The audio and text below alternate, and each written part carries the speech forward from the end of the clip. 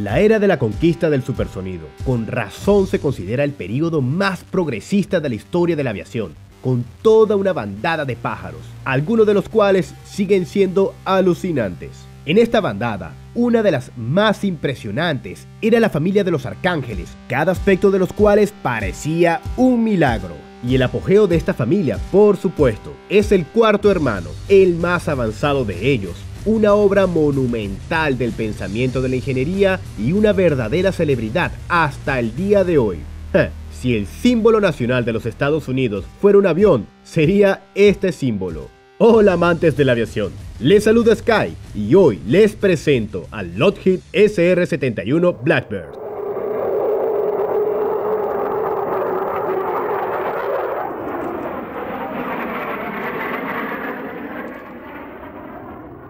Un pequeño comentario de entrada. La historia de la familia Arcángel es tan amplia e interesante que en este canal hemos hecho videos separados sobre cada uno de sus miembros.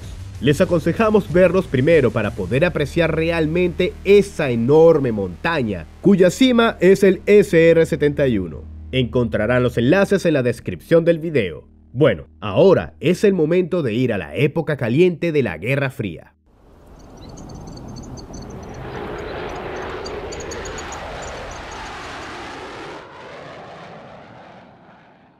En un caluroso día de 1962, los cielos de la Base 51 vieron un avión cuya aparición fue durante algún tiempo la prueba de la existencia de extraterrestres. El concepto de un avión que volaba a velocidades superiores a Mach 3, a una altitud de 26 kilómetros, era caro pero impresionante. El A-12 era el orgullo de Lockheed, la gran esperanza de la CIA y una máquina extremadamente curiosa en todos los sentidos.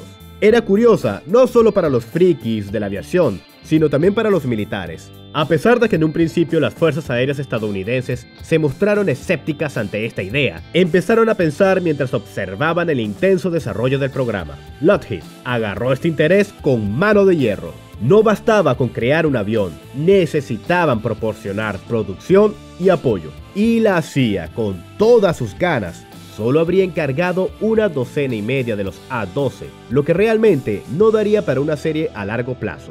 En vista de este hecho, el Pentágono era el principal objetivo de Skyworks. El padre del Arcángel, Kelly Johnson, lanzó a los medios aéreos toda una serie de proyectos basados en el A-12. El interceptor AF-12, creado como alternativa al proyecto no realizado del Rapier XF-108, el avión de reconocimiento R-12, el bombardero RB-12 y el más versátil avión de reconocimiento y ataque RS-12. A los militares les gustaba el interceptor y su puesta en práctica fue el proyecto Ketlack, iniciado en 1960, que dio lugar a la trinidad de los JF-12. Más difícil lo tuvieron con las opciones de bombardeo y ataque, ya que competían con el programa Valkyrie de North American. El enfrentamiento fue feroz. Lockheed, haciendo hincapié en las capacidades de bombardeo de su avión, lo denominó B-71, y la versión de reconocimiento y ataque, respectivamente, RS-71. Por su parte, además del futuro bombardero B-70, North American ofreció una versión de reconocimiento-ataque RS-70.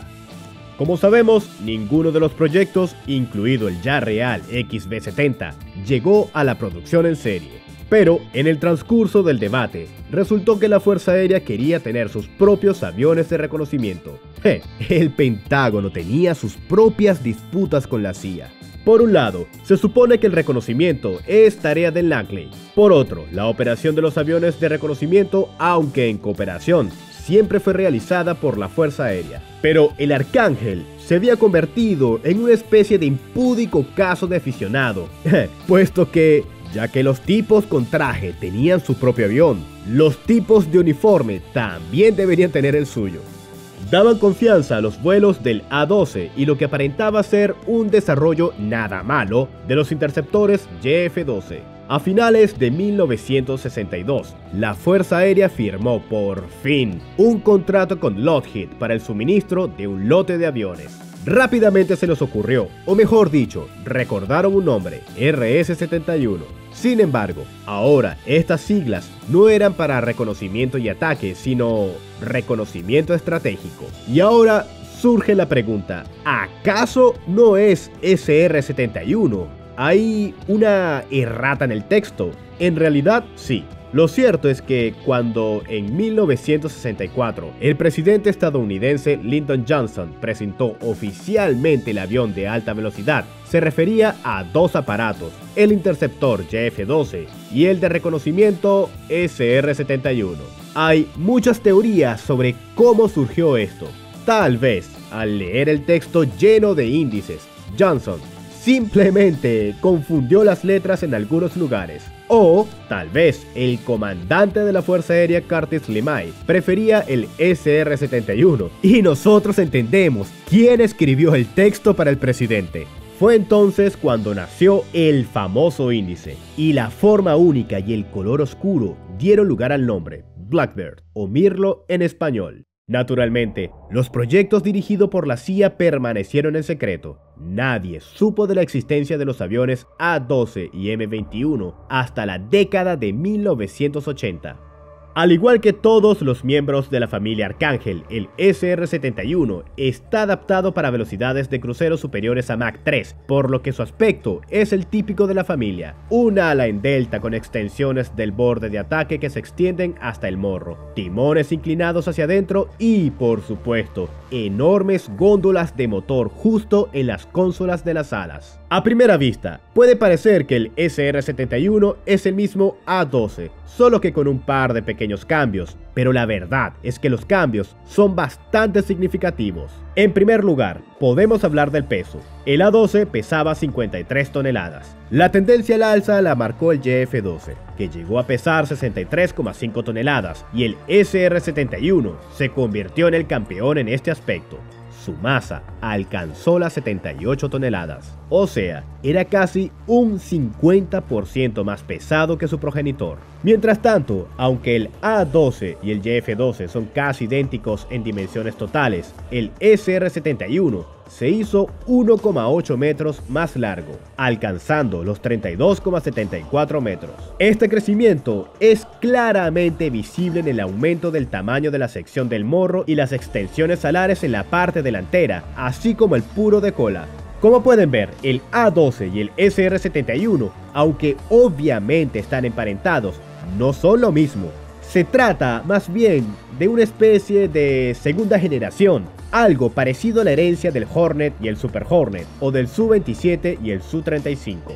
Al describir el aspecto, por supuesto, no se puede ignorar la razón por la que el Blackbird es Blackbird. El SR-71 recibió un revestimiento especial de color azul oscuro, casi negro. Un avión oscuro es más difícil de detectar visualmente contra un cielo oscuro, y la composición química del revestimiento, unida a su color, aumenta la transferencia de calor, ayudando ligeramente a reducir la temperatura del fuselaje.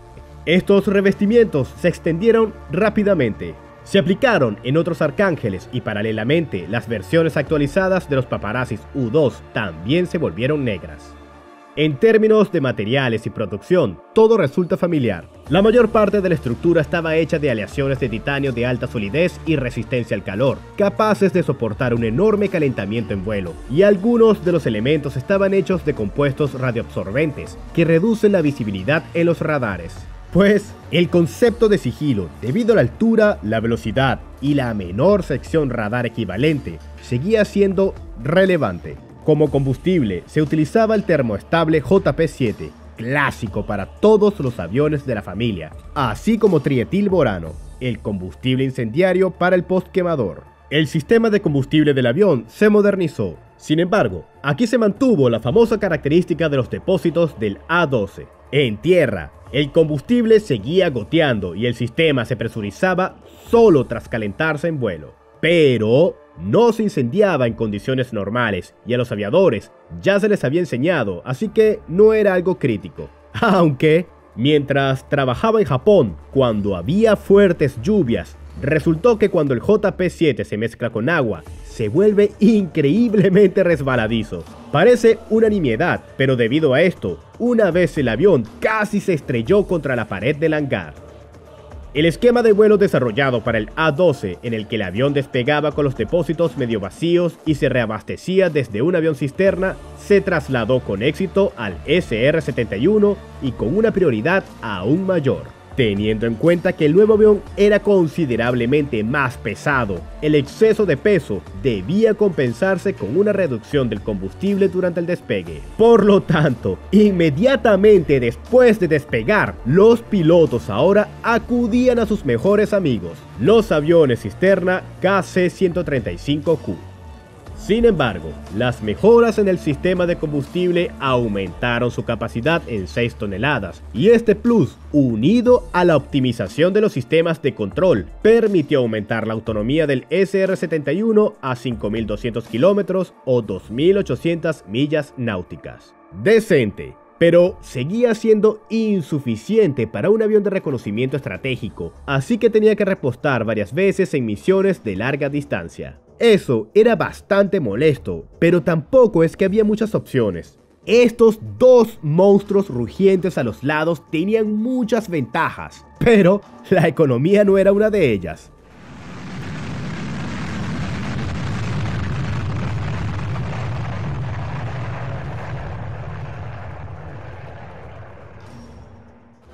Y hablando de los monstruos, al igual que los hermanos, el SR-71 recibió los motores turboestatorreactores J-58 con un conjunto entero de sistemas incluidos, lo que proporcionó al avión una velocidad sin igual. A medida que el programa Arcángel evolucionaba, Lockheed y Pratt & Whitney mejoraban continuamente las plantas motrices, aumentando la eficiencia y la fiabilidad. Y esto era extremadamente importante, ya que los motores eran la causa de la mayoría de los problemas. No hubo revoluciones, eso sí, pero los resultados fueron evidentes. Los motores se habían vuelto un poco más económicos, mucho más fiables y precisos en diferentes modos de funcionamiento con el tiempo y, como extra, ganaron un poco de empuje. Los primeros motores J-58-1 producían 145 kN con postcombustión, mientras que los posteriores alcanzaban los 151 kN.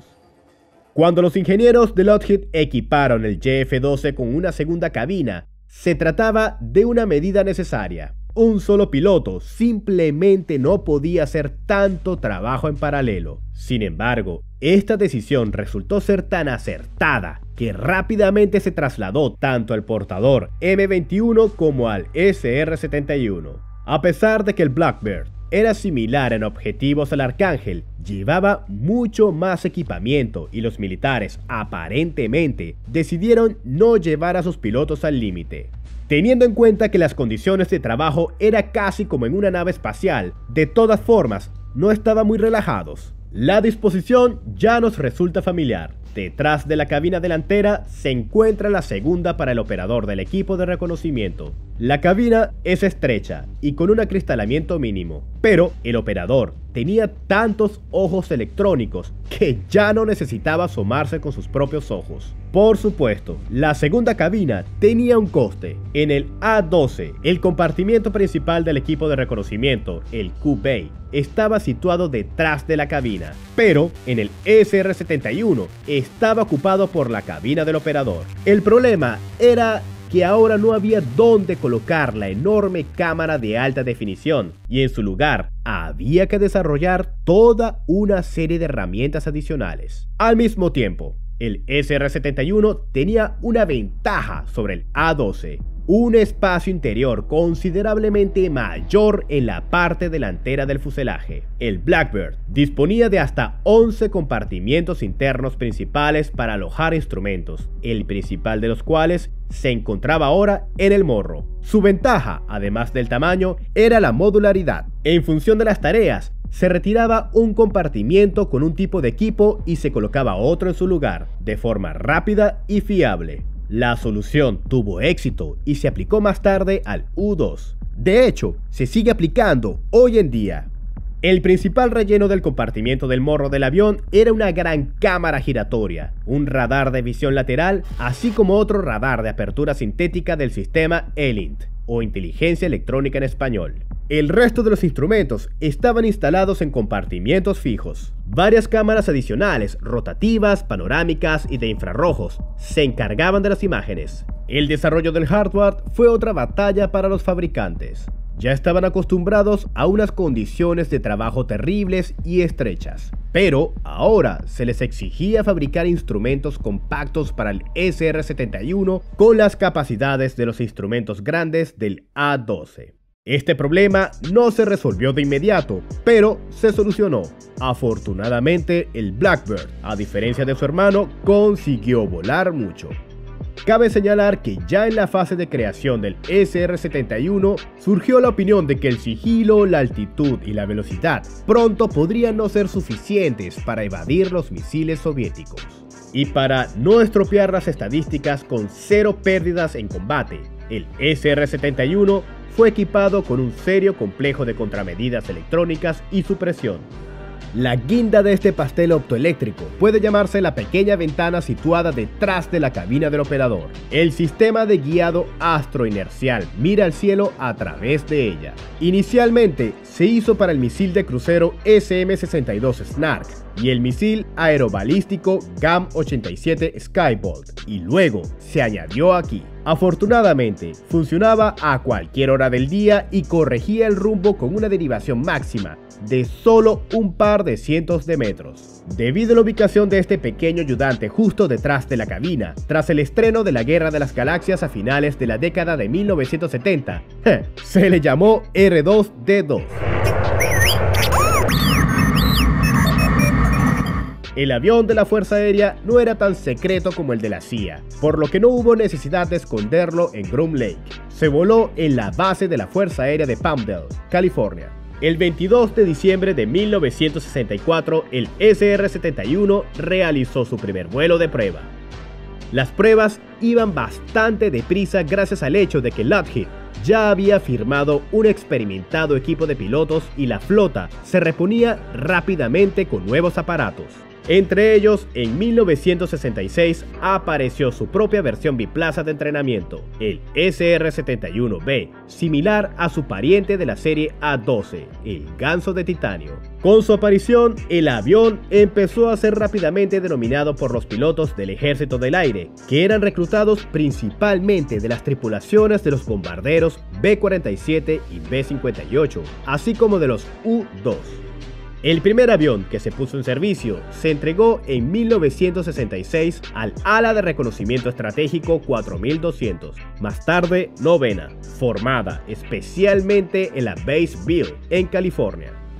Pero una máquina tan compleja no quería someterse a sus dueños sin incidentes. Podemos empezar con un dato curioso. El SR-71 realizó su primer vuelo internacional en 1967 y este no estaba programado. Se produjo un fallo en la navegación durante un vuelo de entrenamiento. Cuando unos minutos más tarde el sistema volvió a funcionar, el avión se encontró de repente en México.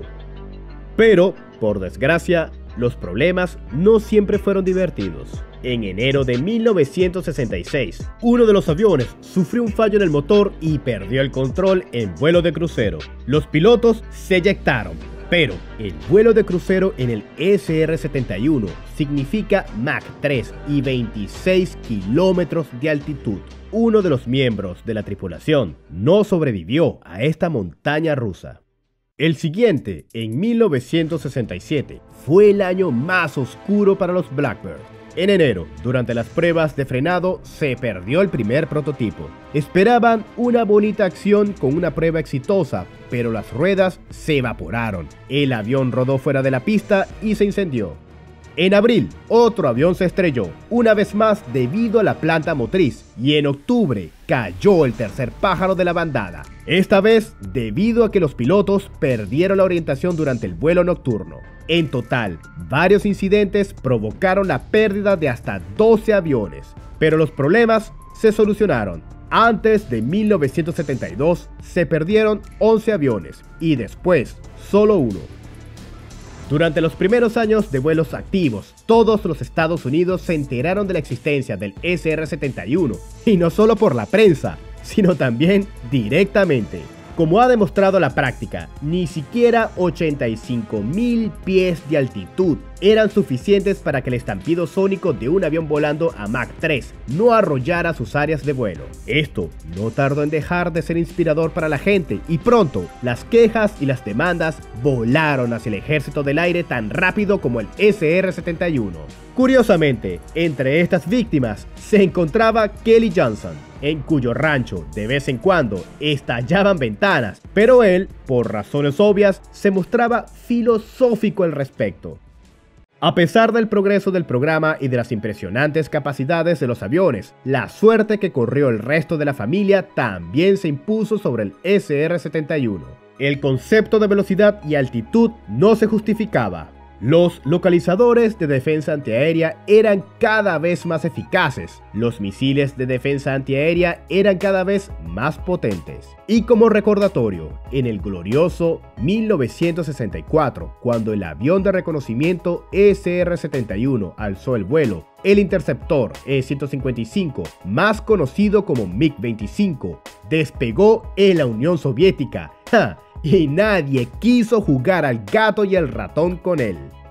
Pero el principal problema del SR-71, al igual que el de sus parientes, era el excesivo coste y la complejidad de su operación. Cada avión se cuidaba como a un hijo propio, y el proceso iba acompañado de requisitos extremadamente específicos y una escasez permanente de piezas de repuesto. Solo en 1972, el avión logró alcanzar la frecuencia de vuelos diarios planificados. Y todo ello con unos requisitos extremadamente exigentes en cuanto a experiencia y competencias del personal de tierra. Ya a mediados de los años 60, cancelaron el desarrollo del A-12, que seguía volando solo por la necesidad de reconocimiento en Vietnam. El M-21 junto con el dron D-21 no llegó en absoluto a la fase de operación. El YF-12 también se quedó en el nivel de prototipo. Por otra parte, a pesar de todas sus deficiencias, los satélites mostraban perspectivas evidentes. Muchos funcionarios, tanto en el Congreso como en el Pentágono, no veían el sentido del reconocimiento aéreo estratégico, especialmente mediante aviones, cuya producción y mantenimiento eran escandalosamente caros. Un Blackbird costaba $34 millones a finales de los 60. A precios actuales, son más de 250 millones. En consecuencia, ya en 1968 se decidió que el programa no seguiría desarrollándose y, tras la entrega del lote encargado de 31 aviones, se desmanteló la cadena de producción de Lockheed. Ahora, un espectador atento podría corregirme. ¡Eran 32! Este es otro giro de la historia de los Arcángeles. En 1968, el avión de entrenamiento SR-71B se estrelló.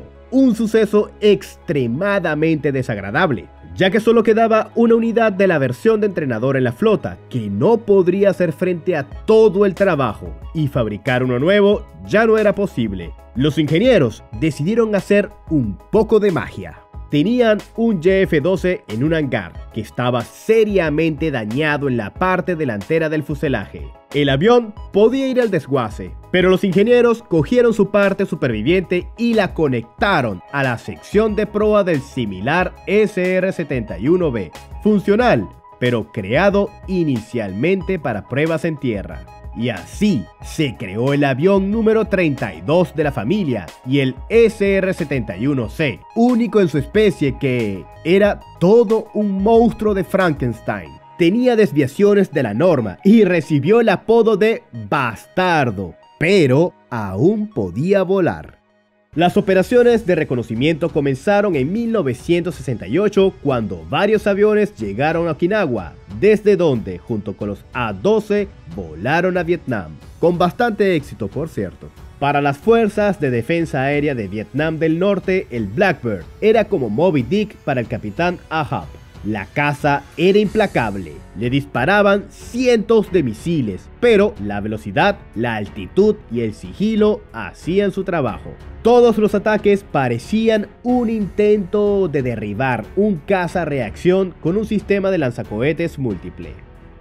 Por cierto, fue entonces cuando el avión recibió otro apodo, Habu, en honor a las víboras que habitan Okinawa. Sí, con la llegada de las extensiones del borde de ataque a los aviones, apareció en Estados Unidos la moda de todo tipo de nombres de serpientes. Los aviones realizaron muchos vuelos desde Japón y la zona de observación se extendió a toda Asia Oriental, desde Vietnam hasta las fronteras nororientales de la Unión Soviética.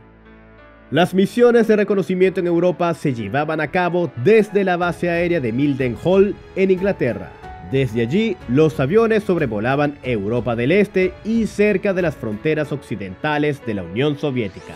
Tengo que destacar de entrada que estos vuelos se realizaban a lo largo de las fronteras soviéticas, quizá con cruces de corta duración, pero nadie se adentraba en ese espacio aéreo, como en su día hicieron los U-2. Naturalmente, los aliados, en cuyos cielos volaban los mirlos, no perdían la ocasión de observar y perseguir al insólito pájaro. A veces lo hacían bastante bien. Bueno, por supuesto, teniendo en cuenta que en un cielo amistoso los estadounidenses no se escondían realmente.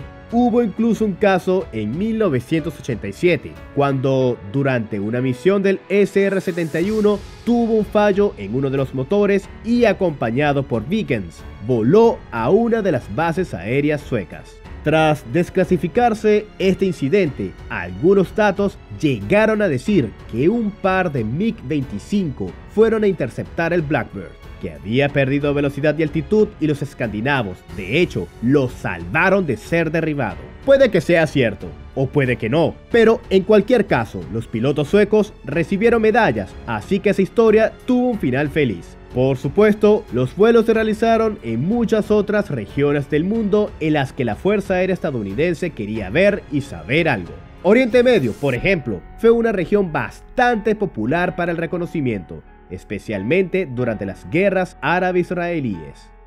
El SR-71 también tuvo un uso pacífico. La NASA ya tenía experiencia con el JF-12 y cuando en 1971 uno de los aviones se estrelló, alquilaron un tercer avión a la Fuerza Aérea, el JF-12C, que era, de hecho, el SR-71 con un índice ficticio. Burocracias de la Guerra Fría. Había mucho trabajo para ellos. Los aviones iban repletos de equipos y realizaban pruebas, cuyo número solo estaba limitado por la imaginación de los científicos y el presupuesto. El SR-71 era terriblemente caro sobre Vietnam y sobre California no se hizo más barato. Con el tiempo, el foco de la investigación cambió.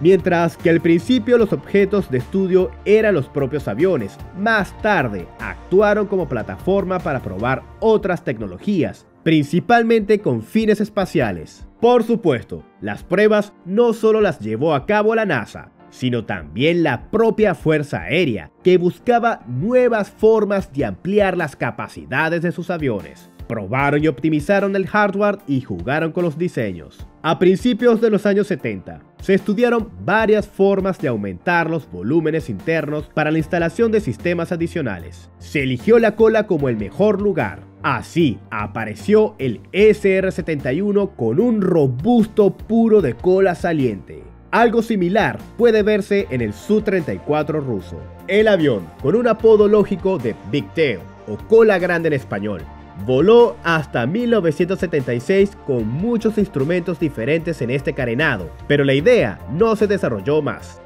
Otro aspecto más interesante de la historia fue, por supuesto, la carrera por los récords. Los vuelos en el SR-71 en sus modos límite elevó el listón a un nivel completamente nuevo.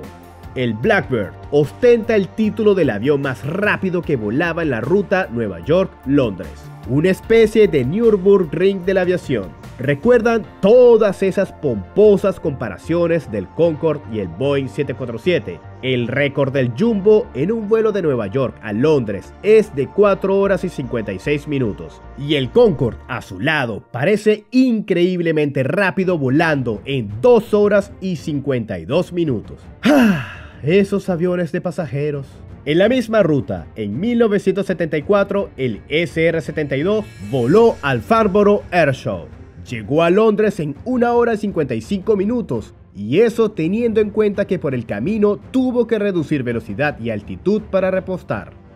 Con repostaje, la autonomía podía alargarse mucho. En 1971, uno de los aviones realizó un vuelo con varios repostajes. Al pasar 10,5 horas en el aire, cubrió una distancia de 13.000 millas o 24.000 kilómetros. Es como volar de Nueva York a Mumbai y luego recordar que te has dejado la plancha encendida y volver atrás. Y fue necesario detener el vuelo porque el avión se quedó sin nitrógeno, que se utilizaba para purgar los tanques de vapores explosivos al repostar.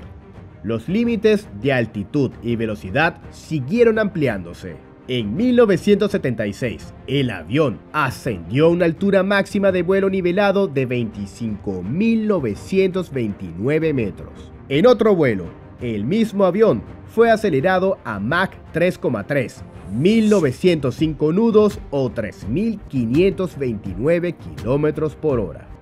Al mismo tiempo, cabe destacar una vez más el reducido número de estos aviones, la ausencia de producción en serie y el enorme coste. Debido al riesgo de pérdida, los aviadores temían llevar al SR-71 al límite.